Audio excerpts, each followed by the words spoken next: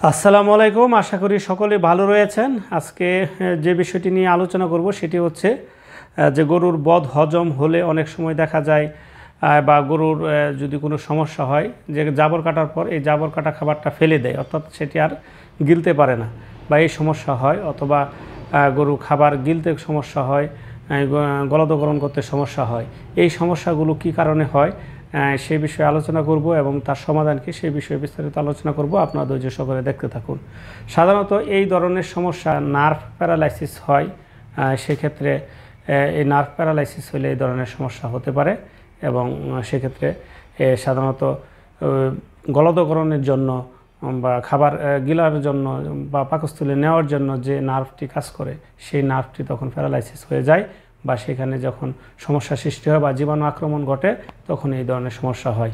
তো এই ধরনের সমস্যা বিভিন্ন কারণে হতে পারে। ক্যালসিয়ামের অভাবে হতে পারে, অথবা আপনার জীবাণু গঠিত কারণে হতে পারে প্যারালাইসিস, অথবা তার B1, B2, B3 বা ভিটামিন বি কমপ্লেক্সের অভাবের কারণে সেটি হতে পারে। সুতরাং এই ধরনের সমস্যা হলে আমরা অবশ্যই সেটা নিয়ে প্রথমেই ভিটামিন B1, B2 বা বি কমপ্লেক্স যে ইঞ্জেকশন রয়েছে একসাথে সেগুলো কিন্তু আমরা দিতে পারবো। 5 দিন কোর্সে সেই ইঞ্জেকশনগুলো দিতে হবে। সাধারণত মাংসে, পেছনের মাংসে 5 দিন 100 কেজির জন্য 10 মিলি এই বি কমপ্লেক্স ইঞ্জেকশনগুলো দিতে হবে। তাতে কী হয়, তাতে এই প্যারালাইসিস কিছুটা ভালো হওয়ার সম্ভাবনা থাকে এবং দ্রুত ভালো হয়ে যায়।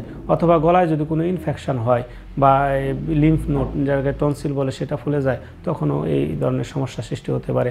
খাবার গিলতে সমস্যা হতে পারে, অথবা সেটি আবার জাবর কাটার পর সেটি বের করে দেয়, এই ধরনের সমস্যা হতে পারে। সেই ক্ষেত্রে আপনি যদি তার ক্যালসিয়ামের ঘাটতি থাকে অবশ্যই ক্যালসিয়াম প্রিপারেশন পাশাপাশি বি কমপ্লেক্স ইঞ্জেকশনটি আপনারা বলবেন, তাহলে ইনশাল্লাহ এই প্যারালাইসিস ধীরে ধীরে ভালো হয়ে যাবে, কমে যাবে।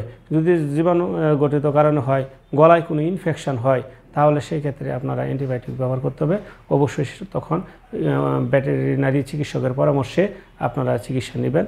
যে সেক্ষেত্রে কিন্তু জ্বর চলে আসবে এবং গলায় ব্যথা অনুভব করবে, খাবার গিলতে সমস্যা হবে, সাধারণত খাবার খেতে যাবে কিন্তু সেটা আপনার গিলতে পারবে না, এই ধরনের সমস্যা হবে। সেক্ষেত্রে আপনারা অ্যান্টিবায়োটিক ব্যবহার করতে পারবেন। সুতরাং সেই ক্ষেত্রে আপনার 5 দিন কোর্স অ্যান্টিবায়োটিক ব্যবহার করলে ভালো হয়ে যাবে। তবে আপনারা প্রাথমিক পর্যায়ে যে আপনার যদি ইনফেকশন হয়ে এমন হয়েছে কিনা বা নার্ভ প্যারালাইসিস হয়ে এমন হয়ে গেছে কিনা সেটা আপনারা বুঝতে পারবেন না, সেই ক্ষেত্রে তখন আপনারা কিন্তু ভিটামিন বি কমপ্লেক্স এই ইঞ্জেকশনটি আপনারা ভরতে পারবেন। বাজারে বিভিন্ন নামে এই ইঞ্জেকশন পাওয়া যায়। সেক্ষেত্রে দেখা যায় যে বাজারের মধ্যে যে বিপ্লেক্স ইঞ্জেকশান একমি কোম্পানির, বায়োনাল ফোর্ট হলো টেকনো কোম্পানির, তারপর রেবিট বি অপশনিন কোম্পানির, এরকম বিভিন্ন কোম্পানির ইঞ্জেকশন পাওয়া যায়।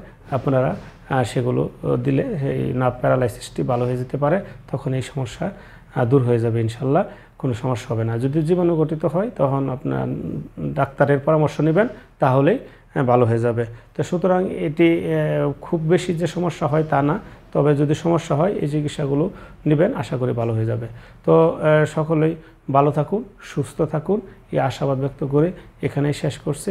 আসসালামু আলাইকুম ওয়া রাহমাতুল্লাহি ওয়া বারাকাতুহু।